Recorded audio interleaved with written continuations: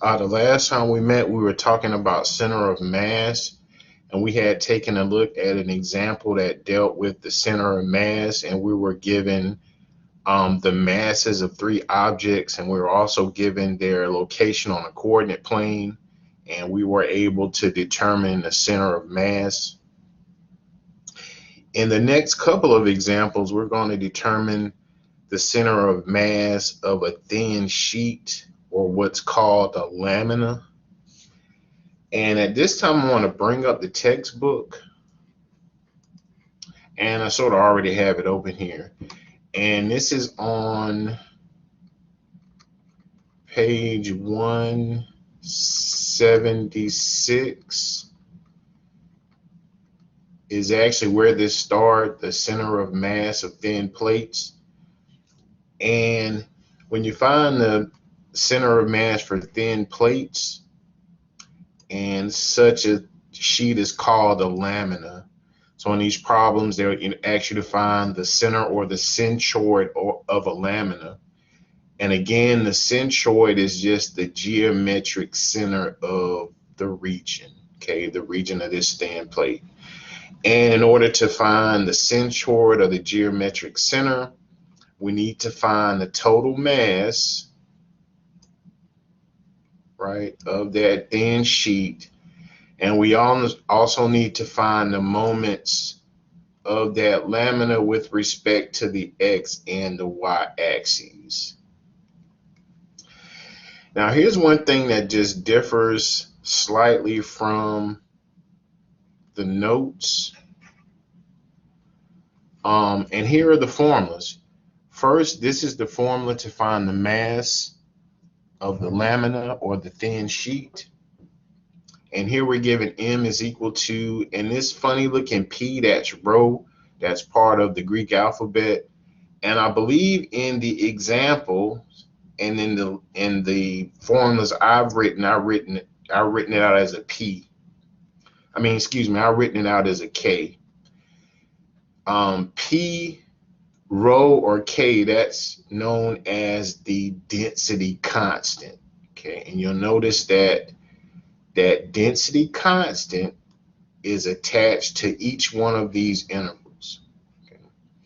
So in order to find the mass, we'll simply multiply the density constant times the integral from a to b of f of x dx to find the moment about the x-axis. Here we have the formula, which is the density constant times the integral from a to b.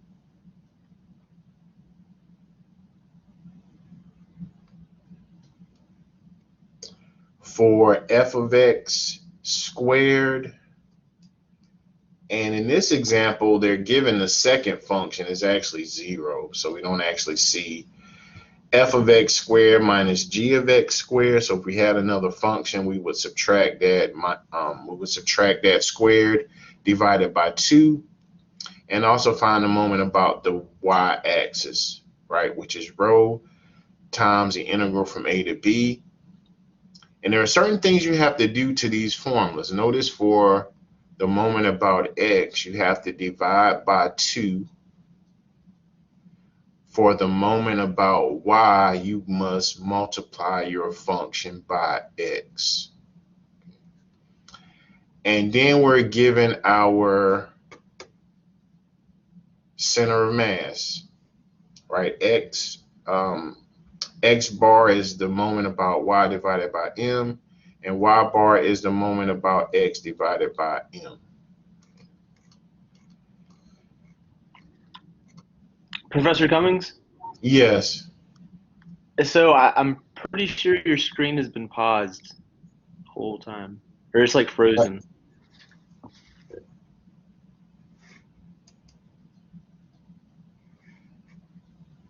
I was gonna type something. Okay, I'm still on the side. Okay, I'm sorry. Screen applications. Okay, I'm going to start that over. Okay.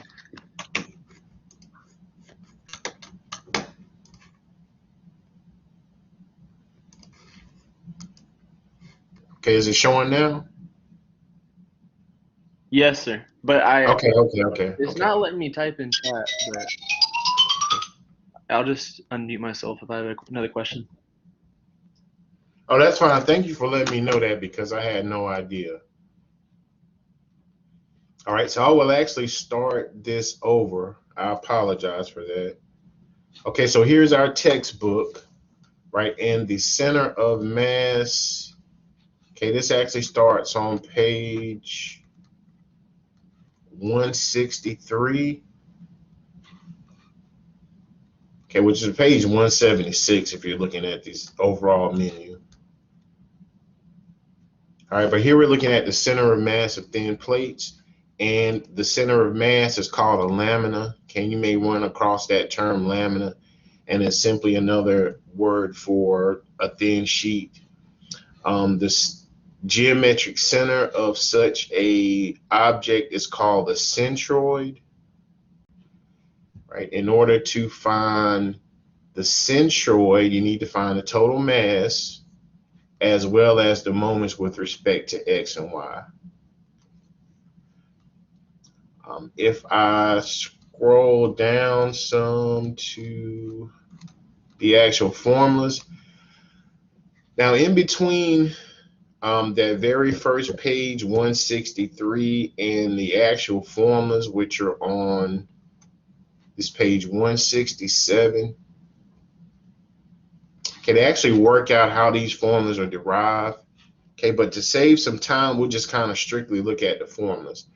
So in order to find the mass of a lamina, you would use this formula.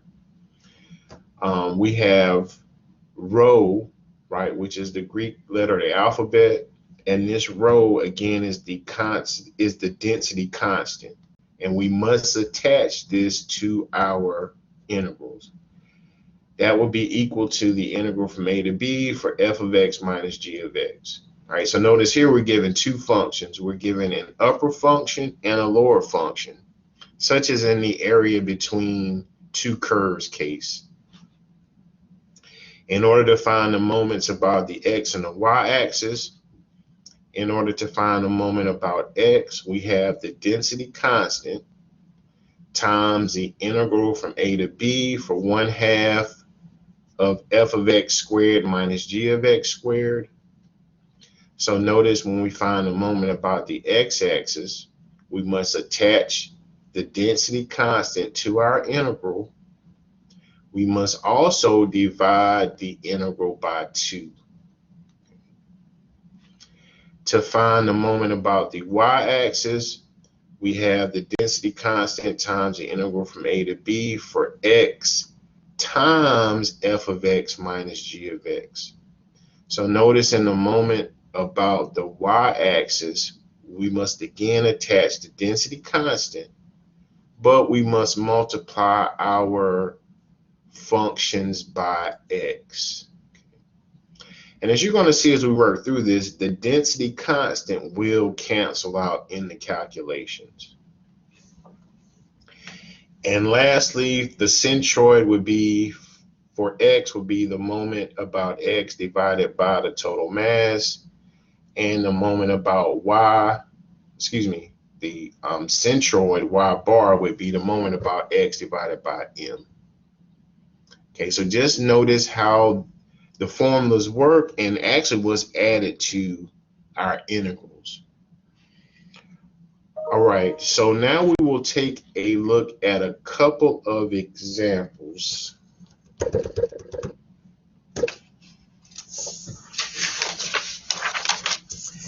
And I actually have the formulas I written down in the last class, and you notice that they were slightly different in the fact that I used K as the density constant versus rho. Right, so here again, here are the formulas from our last class. Right, in order to find a total mass, right, that's equal to K, which is that density constant. So this was the only difference, the variable that was used. And I believe these were the same formulas that were in the videos. All right, that's the integral from a to b, f of x dx.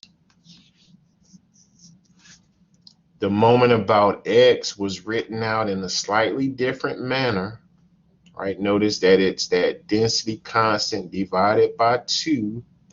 So that 1/2 was actually just pushed outside of the integral operator, right? Times the integral from a to b for f of x squared minus g of x squared.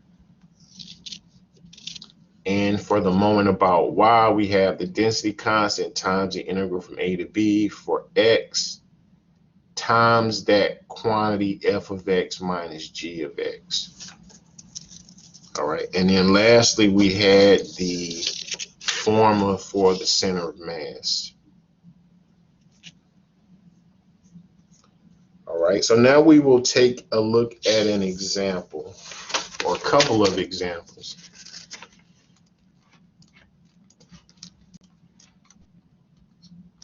All right, I really want to look at problems number 2 and problem number 4. All right, because they're written out in where you're given slightly different information. Okay, for problem number 1, right, we were given the masses and we were given the coordinates for each mass. So there was a set of formulas we used for the first problem. Okay, notice for the second problem, I'm simply given a list of vertices for a triangle, right? So this triangle would form our thin plate or our lamina, right? But I'm only given vertices. Okay, for the rest of the problems, 3 through 6, we're given functions. Okay, so I want to kind of just explore all examples for all of these possibilities. So first, we'll take a look at number 2. But the formulas for 2 through 6 are exactly the same, right? We have to find the mass of the system. We have to find the moment about x and the moment about y. So the first thing I'm going to do is I'm going to sketch out this region, right? We're asked to find the centroid of the triangle with the vertices 0, 0, 6, 0, and 0, 1.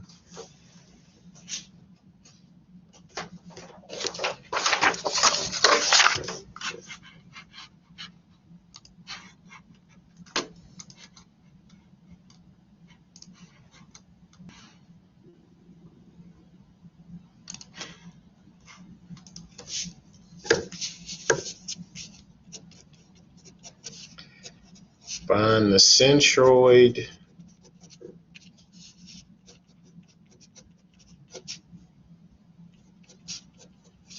of the triangle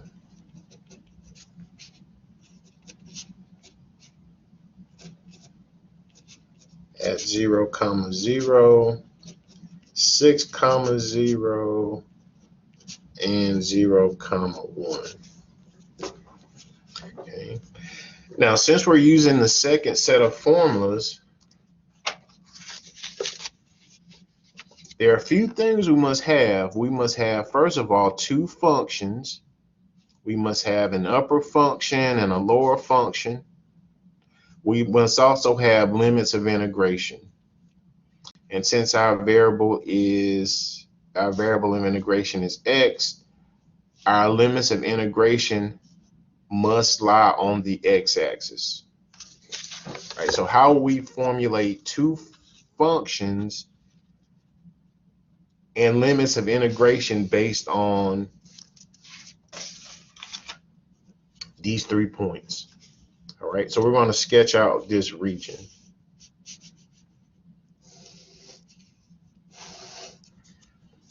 All right, so I'm going to sketch out 0, 0, which is my origin. I want to sketch out 6, 0. So remember, if I'm plotting points, I'm at my origin. My x coordinate is 6, so I'll move 6 spaces to the right. My y coordinate is 0, so I'm actually going to stay on the x-axis. And I'll plot my third point, 0, 1. So I'm at my origin, my x coordinate is 0. That means I don't move to the left and I don't move to the right, but I'm going to move up 1. Okay, now this is not drawn to scale, so not drawn to scale. All right, so this is my triangle, and this is my region. And what we're asked to do is find the center for this region or this lamina, this thin sheet. Okay. So I must formulate a couple of questions. All right, so we must have an upper function and we must have a lower function. Okay, so looking at this as far as functions are concerned, I would have this line and this would serve as my upper function, and I would have this x-axis that serves as my lower function. So first let's determine the upper function. So if you remember from algebra, right, y is equal to mx plus b, where m is the slope, the slope is the rise over the run, and b is the y-intercept. And just remember that the y-intercept is where the graph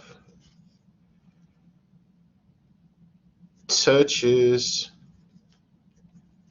the y-axis. Okay, hopefully you can read that. So the y-intercept is where the graph touches the y-axis. So in order to formulate an equation, we need the slope and the y-intercept. All right, so let's calculate the slope. So the slope is the rise over the run. Right, so if I look at my rise,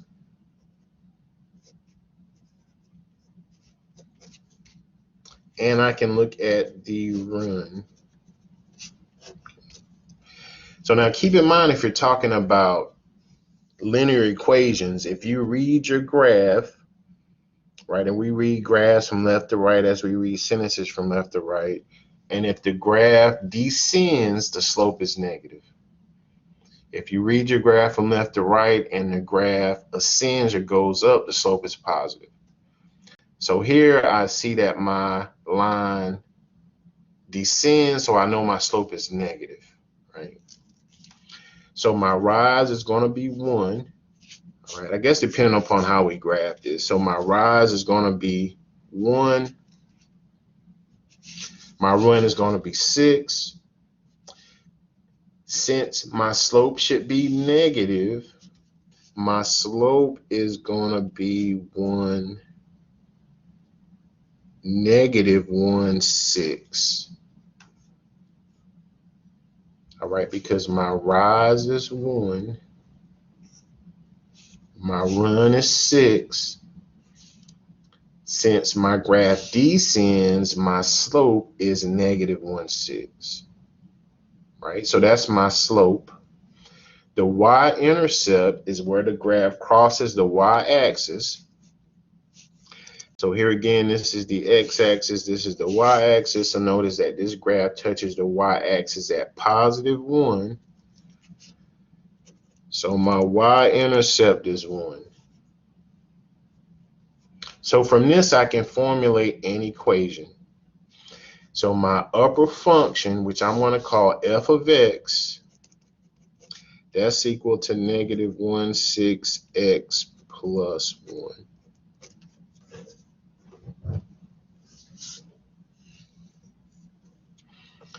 Okay. So now to find my lower function, so notice that my lower function is a horizontal line. So from algebra, horizontal lines have the form y equal to some constant. So in this case, my g of x function or my lower function is simply the x-axis, which has the function y equal to 0. So therefore, my g of x, or my lower function, is g of x equal to 0. Right? So I have formulated two functions, an upper function and a lower function. We also need limits of integration. So keep in mind, since our variable of integration is x, our limits of integration are on the x-axis, so our limits of integration are from 0 to 6.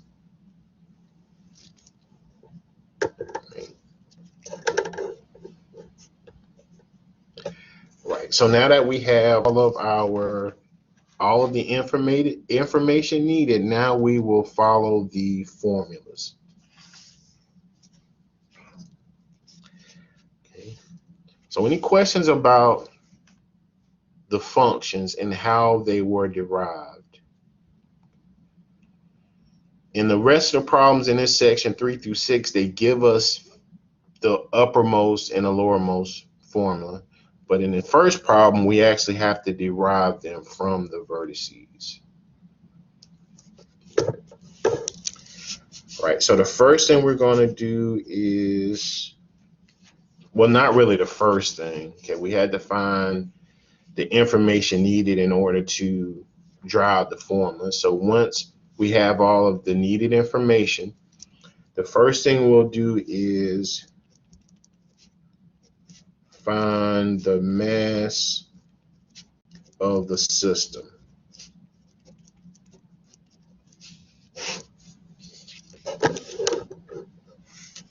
So we had a formula. M is equal to, right, the density constant, and here I'm just going to write the formula, times the integral from a to b for f of x minus g of x dx. So m is going to equal to k. Okay, now k is unknown. That's our density constant. Okay, k will always be unknown. Times the integral from 0 to 6.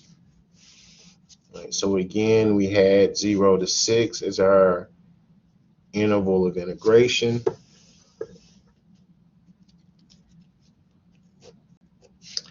Times f of x,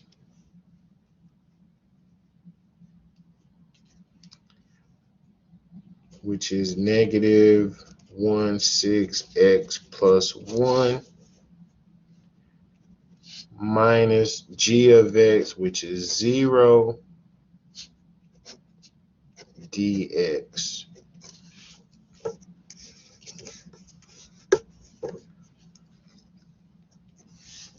All right. Now, so in order to simplify the calculations, I'm going to put this into the calculator.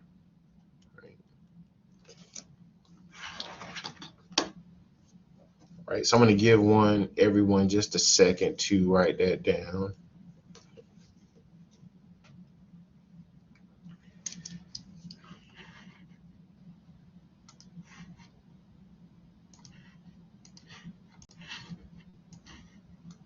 Okay.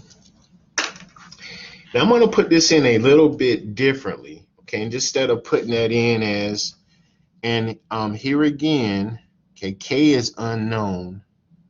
So I would put in my integral, evaluate the integral, and then I would reattach k. Okay. All right.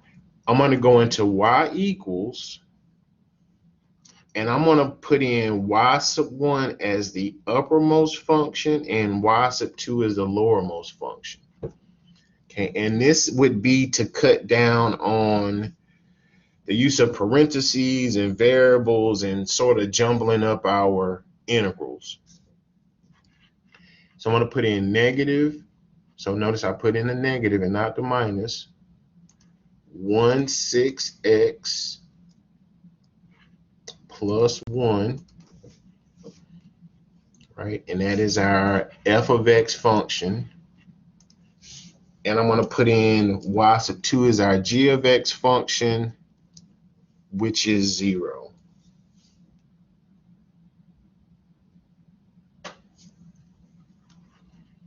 So now I'm going to go back to the home screen. I'm going to use the integration function. So I'm going to hit math. I want function integration. And I'm going to put this in as y sub 1. So I'm going to hit variables. I'm going to scroll over to y variables. I'm going to put in y sub 1 minus, I'm going to go back into variables, over to y variables. I'm going to put in y sub 2, comma, we have to put in our variable of integration, which is x, our lower limit of 0, our upper limit of 6, and notice I'm separating everything by commas. And we have 3.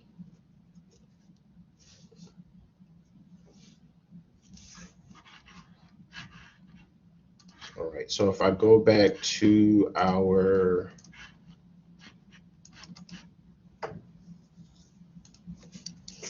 slide, I evaluate the integral as 3, and I'm going to reattach k.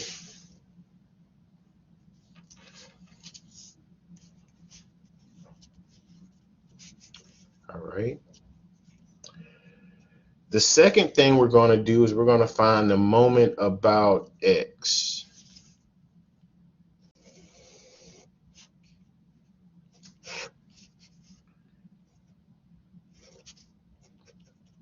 So find the moment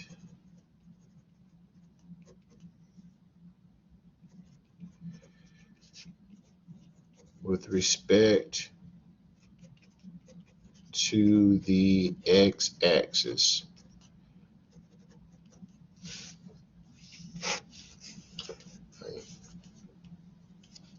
So I'm going to rewrite the formula.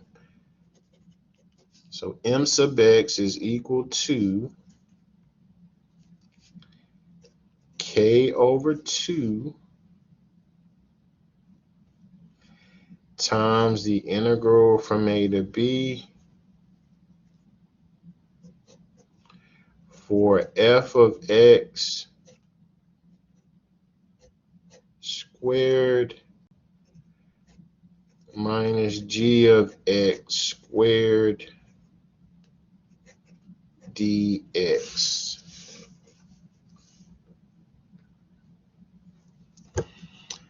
Right. So to write this out, this is equal to k over 2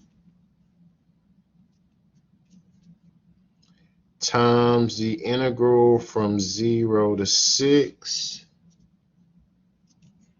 for f of x, which is negative 1, 6, x plus 1, quantity squared, minus g of x, which is 0, right, quantity squared dx.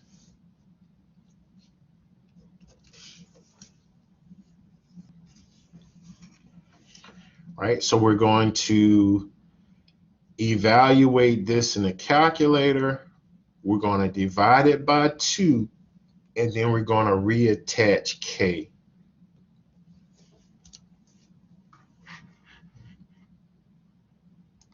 Right, so I'll give everyone a second just to write that down.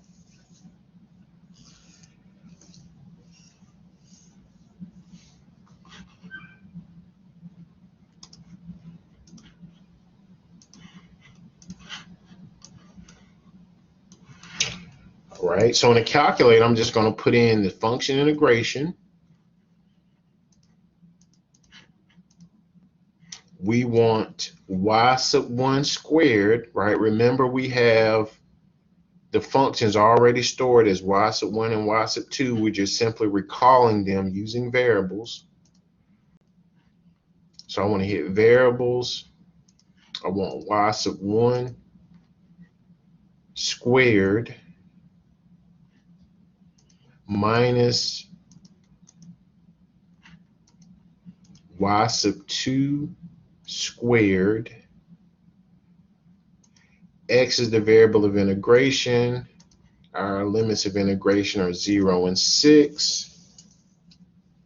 And we have 2.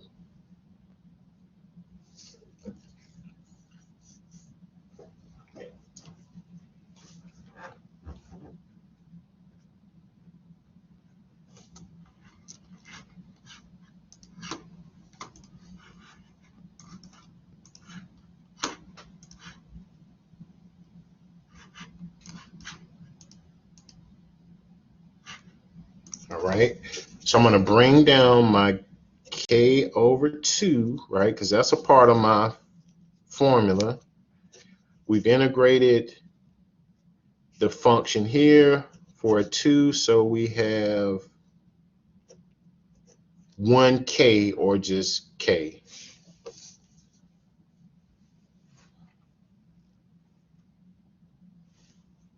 All right, so we found a moment with respect to the x-axis. So important to, first of all, square both functions, integrate, then you must divide by 2 and multiply or attach k.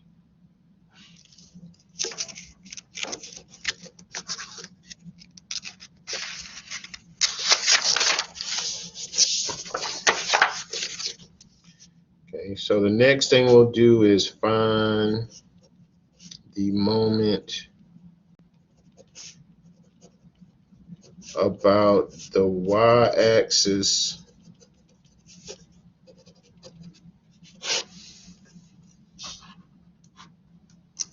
So I'm going to write out that formula. The moment about the y-axis is our density constant times the integral from a to b for x, right? So you have to multiply this function by x. So it's x times f of x minus g of x dx.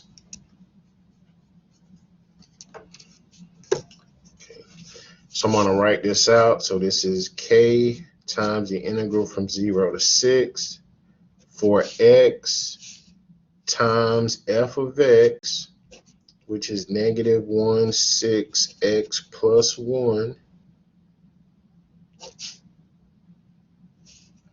minus g of x, which is 0, dx.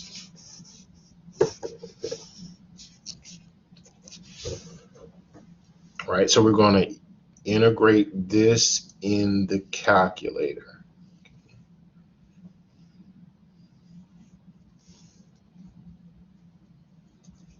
All right, I'll give everyone a second just to write that down.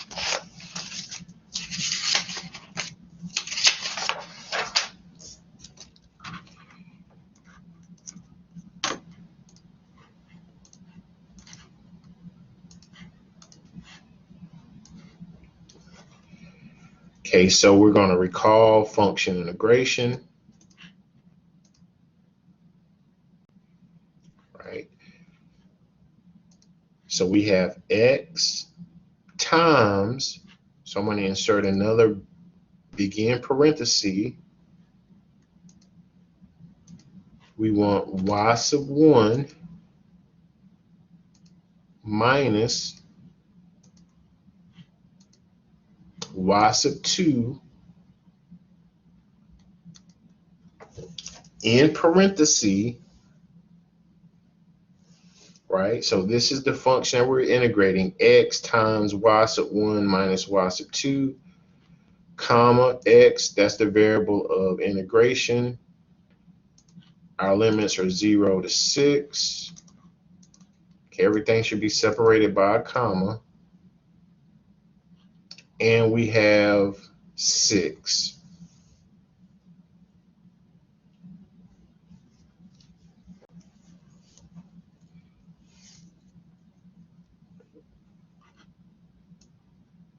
All right, so notice we put in a function. Be careful, you want to make sure you open and close off this innermost function.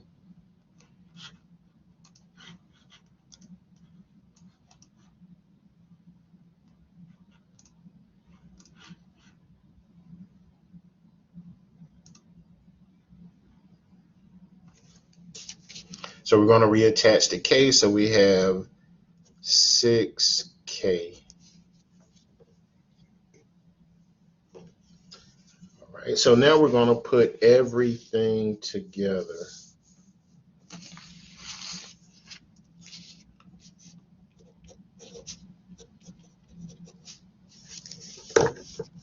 So we're going to find the center of mass. So I'm going to rewrite the formula for our centroid. So here again, be careful. So x bar is the moment about y over m.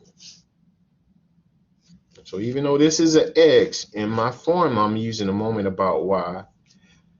And y bar is the moment about x over m. Okay. So if we look back, the moment about y was 6k.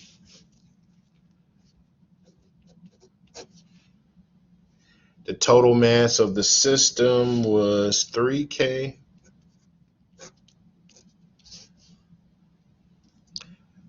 For y bar, we have the moment about x, which was k, over the mass of the system, which was 3k.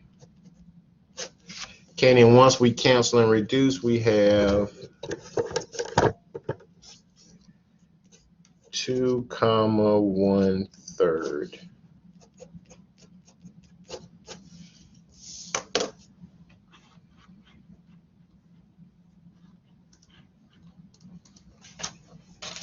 Right.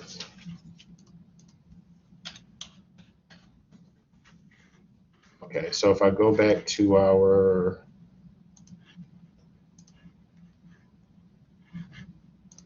if it'll let me.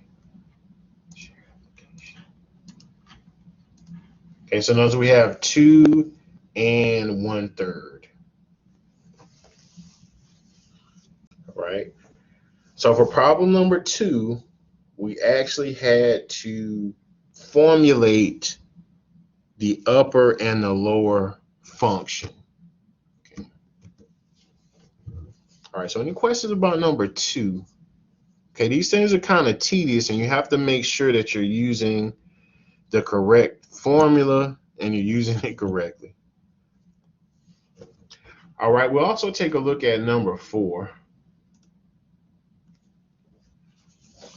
Okay, so notice how the problems are kind of changing up the information that we're given. So here we're asked again to find the centroid for this lamina, or this thin sheet, and it's bounded by 2 functions. Y is equal to 3x squared, and y is equal to x squared plus 2.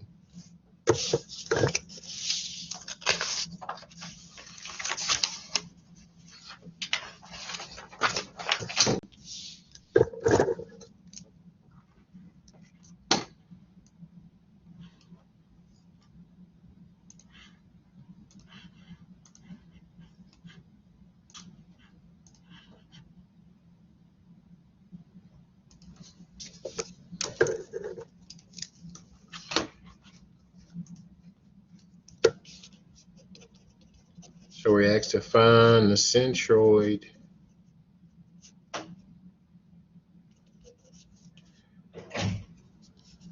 y is equal to 3x squared, and y is equal to x squared plus 2. Okay, and the first thing I'm going to do is graph the region, right? We must have an upper function and a lower function. Now, just based on the functions given, they're both quadratic. right? This is 3x squared. This is x squared plus 2. Notice that the second equation, x squared plus 2, actually has a shift up 2 units. So as I look at the two functions, I believe x squared plus 2 would be the upper function, okay, or the greater function. All right, so let's actually graph it and verify.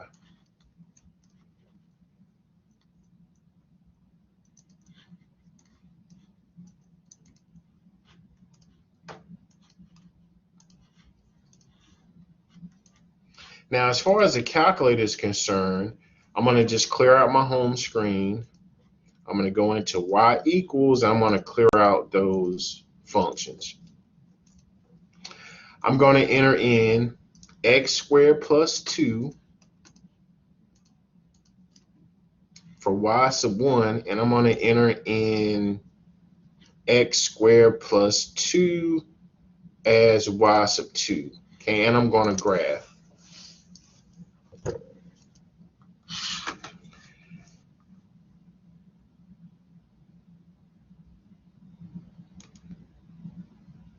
Excuse me, I'm going to enter y sub 1 as x squared plus 2 and y sub 2 as 3x squared. Okay. All right, now here's the thing. In order to visualize which is the upper function and which is the lower function, I can actually distinguish these two lines. Okay. If I go into y equals, I'm going to scroll to the far left. And I can actually change my line.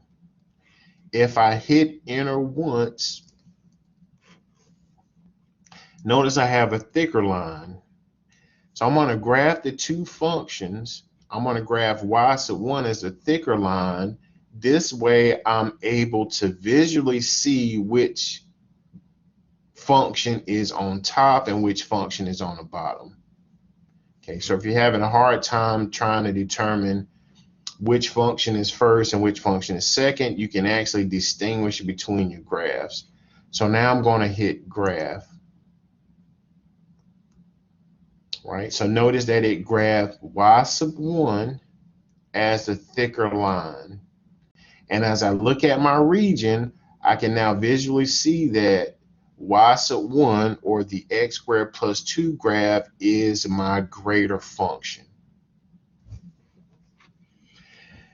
Now, we have our two functions. We know the greater function, we know the lesser function, but I don't actually know my limits of integration.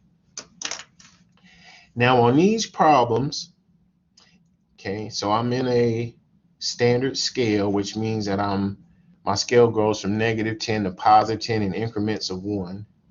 And it looks like visually my limits of integration are like here, which is about -1, and here, which is about +1.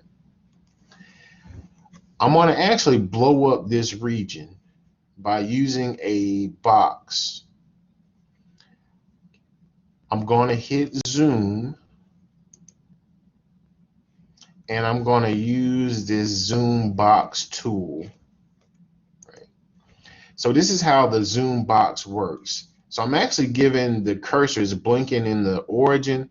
I'm going to just move that away from the origin some so you can see it. My intent here is to encase this region in a box. And once I put a box around my region, it'll actually zoom in on the box. So I'm going to make a box. So I'm going to start at one corner of my box. I'm going to hit enter. Okay, I'm going to go to the right a little bit just to make sure I can kind of see my region. I'm going to go up.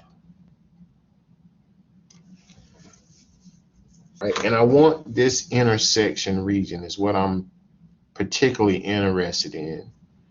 So now if I hit enter,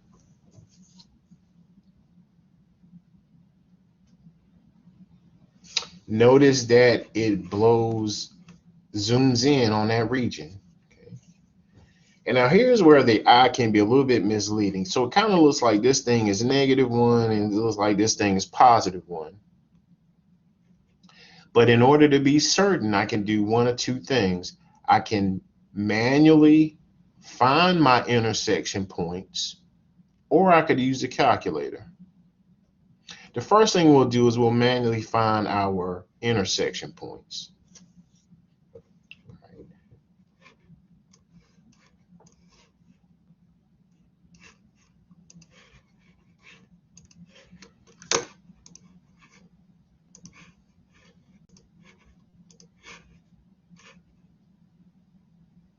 Okay, because the intersection points will give us our limits of integration.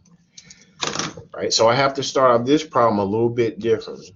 The first thing I want to do is find the limits of integration.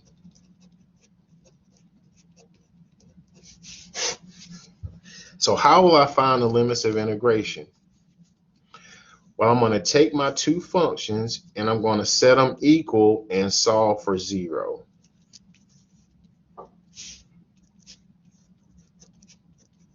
So just as a hint, set the functions equal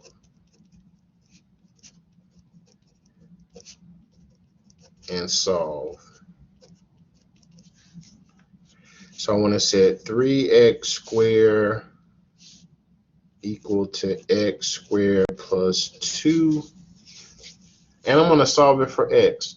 So I'm going to subtract x squared from both sides. So I have 2x squared is equal to 2. I'm going to divide both sides by 2, so x squared is equal to 1. So now if I use the square root property, x equal to plus or minus the square root of 1. So x is equal to -1 and +1. I would want you to verify this mathematically, because in most instances, the points of intersections will not be whole numbers. So if you're working out your problems and you're not getting the right answers, it may be your intersection points. Okay. Right, but this is how you would find the limits of integration mathematically, right? -1 and +1. In the previous example I did before this, my limits of integration were like -1.18 and +1.18. All right, so I just want to kind of warn you that your limits may not always be whole numbers, and the calculator may be misleading, okay, when you look at it physically. All right, so here's how you would use the calculator to find the limits.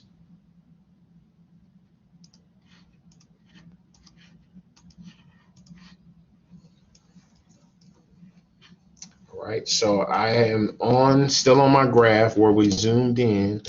I'm going to use this intersection method, right? So I'm going to go into second and calculate.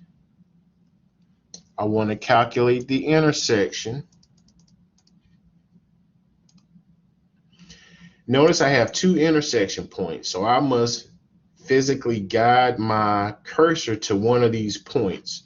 So I'm going to move to this leftmost point first. Right, it doesn't have to be exactly on the point, just somewhere near. So notice my first curve is near the intersection point. I'm going to hit enter. And now the cursor is on my second curve and it's near the intersection point. So I want to hit enter. For guess, I want to hit enter. And it gives me an x-intercept of -1. Okay. Now I'm actually going to use the calculator to solve this in its entirety. All right. I'm actually want to store this left or this lower limit in the calculator, right? So I'm going to go to my main screen, which is second in mode. Now, I always have something stored for X.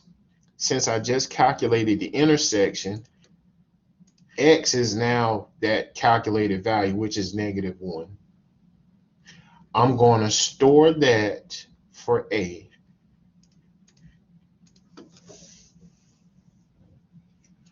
All right, so when I use my function integration, I can use my lower limit as A because we've stored -1 for A. I'm going to go back to the graph. I'm going to calculate my upper limit. So again, I'm going to use calculate. We want to calculate the intersection, right? So I'm on my first curve. I'm going to move my cursor near the other point of intersection. Okay, I'm going to hit enter. Notice that the cursor now is on the second curve and the cursor is near the point of intersection. I'm going to hit enter again. For guess, I'm simply going to hit enter, and I have +1. Okay, we're always looking at the X coordinate.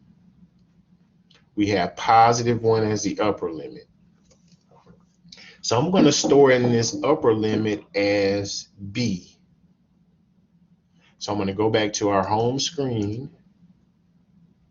So now if I hit X, notice that it should be +1. Okay, there's something always stored for X. I'm going to store that for B. Right, so we have A stored as -1, which is our lower limit. We have B stored as +1, which is our upper limit.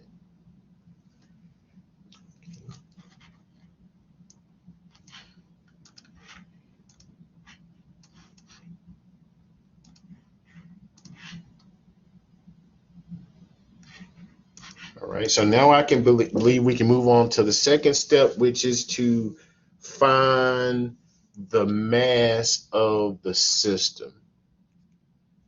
Right, so our second step is to find the mass of the system.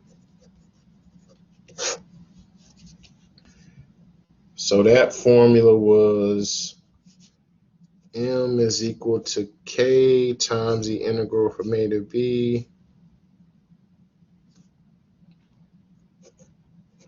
for f of x minus g of x dx. So we have K times the integral from -1 to +1 for f of x, which was x squared plus 2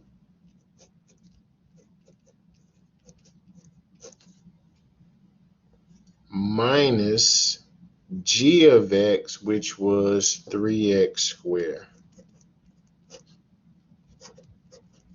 And that's dx. Right, so we're going to evaluate this integral using the calculator, and we're going to reattach K.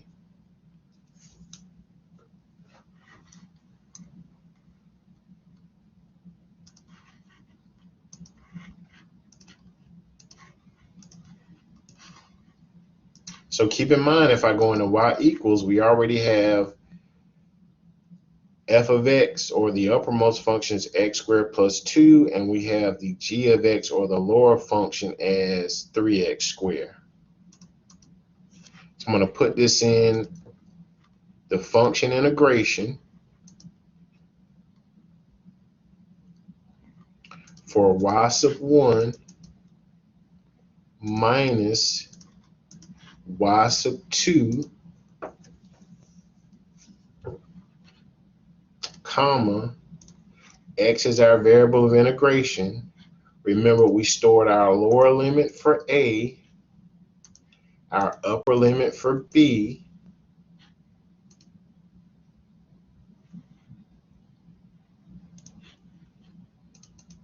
And I'm just going to change that to a fraction, and we have 8/3, and I'm going to reattach k.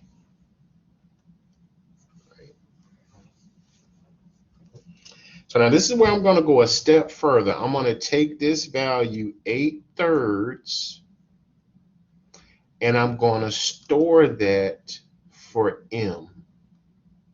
So notice that m is green. It's above my division symbol, I believe. So that's all right. So we've stored the total mass for m.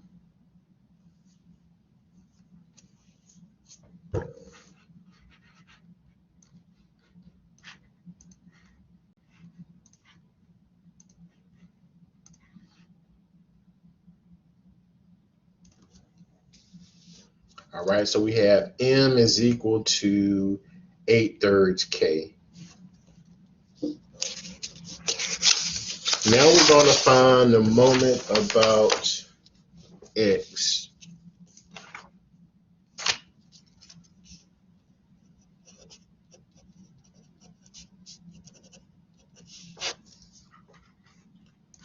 So I'm going to rewrite the formula. M sub x is equal to k divided by 2 times the integral from a to b for f of x squared minus g of x squared dx. All right, so writing this out, we have k over 2 times the integral from -1 to 1 for f of x, which is x squared plus 2.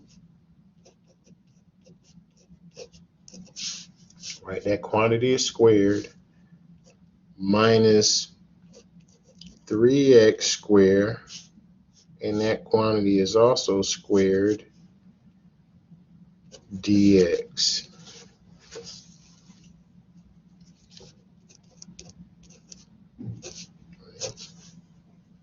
So we're going to evaluate the integral using a calculator, and we're going to divide by 2 and reattach k.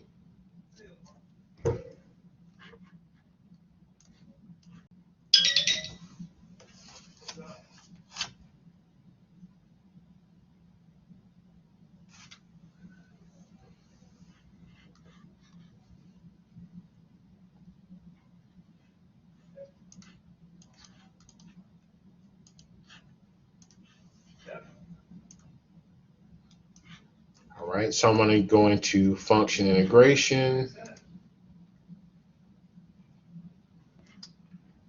We have y sub 1 squared minus y sub 2 squared. X is our variable of integration. Our limits are a and b, right, which are -1 and +1.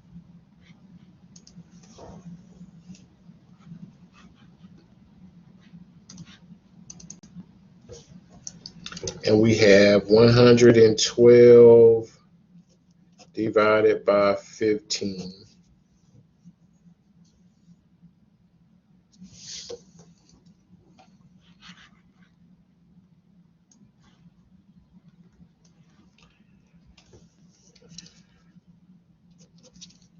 So I'm going to divide this by 2.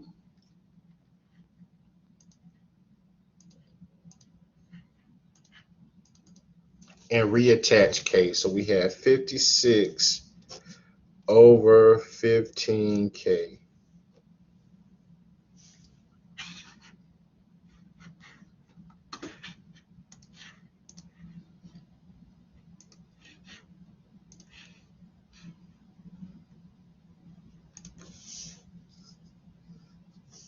Right, so we have our value for the moment with respect to the x-axis.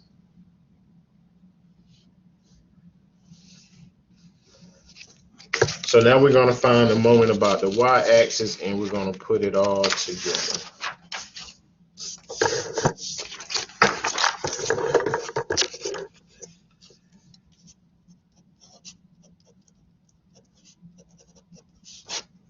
So I'm just going to write the formula again. So the moment about the y-axis is k times the integral from a to b for x times f of x minus g of x dx.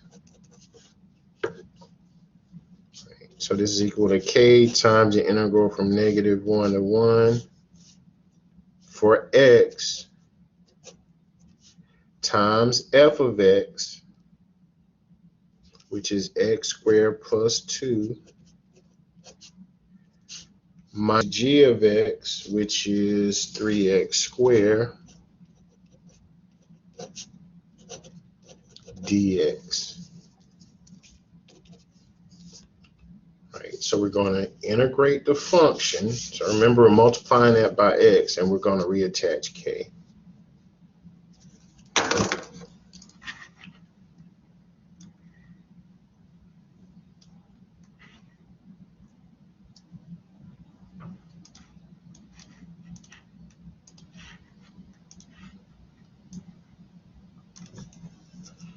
All right, so we're going to put this in as function integration for x times, I'm going to use a begin set of parentheses, y1 minus y2, and close off your function. Okay, if not, you'll get an error. X is the variable of integration. Our limits are -1 and +1, which we store for a and b. And we have 0.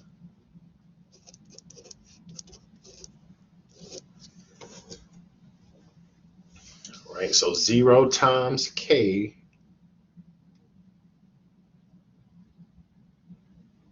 would give us 0.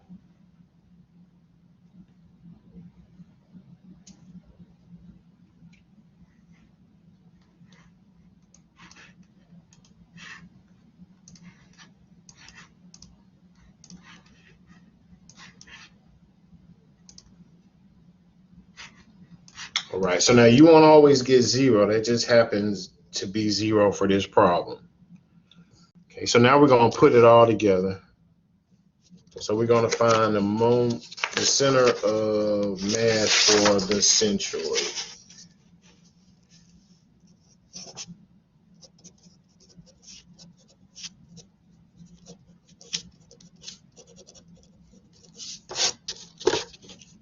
So again, that formula is kx bar, that's going to be the moment about y divided by the total mass, and y bar is the moment about x divided by the total mass. All right, so if we look back at our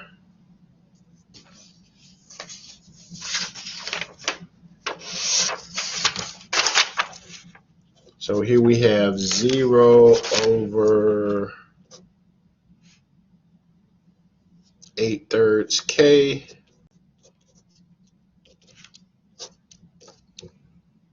For y bar, we have 56 over 15k divided by 8/3 k.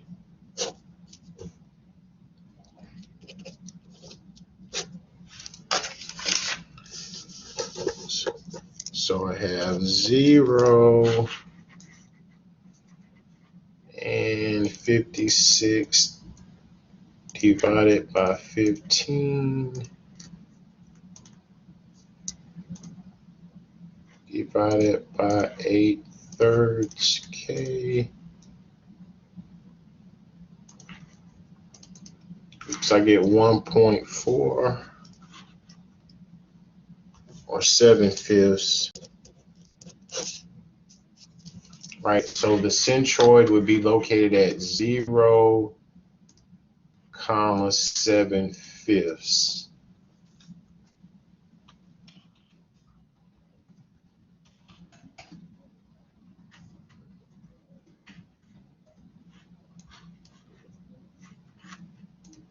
So if I go back, all right, we have 0 and 7/5. All right, so notice in this instance, I sort of use a calculator to simplify the calculations. All right, but you must set up your intervals correctly. Just another thing, as far as kind of visually looking at this and determining the limits, that may or may not be possible. It just so happens that this was -1 and 1. But in the problem previous to this, my limits were close to -1 and +1, but they weren't exactly that. So I would double check these limits of integration, okay, versus your I. All right. Okay, so this time I'm gonna stop the recording.